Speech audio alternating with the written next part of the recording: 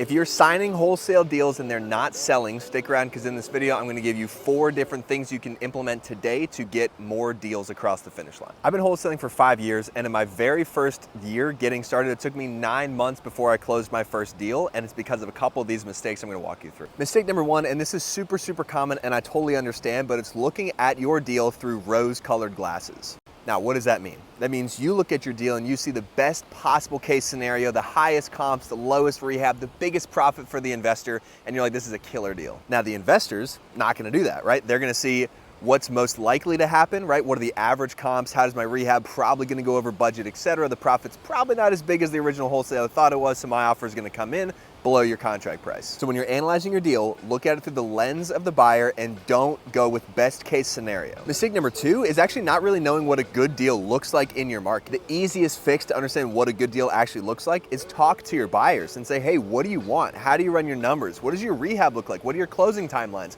Understand that, write that down, and then if deals don't fit that criteria, don't send it to that buyer. Number 3, and I see this one way too often, is you're trying to sell your deals with an address and a paragraph of information. And there's no photos, there's no video walkthroughs, there's no real in-depth breakdown of what the house actually looks like, and you're just trying to basically say, hey, here's a property for 80 grand, let me know if you want to buy it with no details. When you're selling your deals in your deal flyer packets or your disposition packets, whatever you want to do, put enough information in that so the buyer could make their decision on if they're gonna buy it before even seeing the property. If the buyer cannot make an informed decision based on the information you're providing, you do not have enough information, go get more. 4th and final mistake is your actual disposition process. When you get a contract, what do? If your disposition process is posted in a couple Facebook groups, there's your problem. You need to be actively reaching out to buyers, calling, texting, doing whatever you need to do to get in front of them, get the deal in front of that buyer.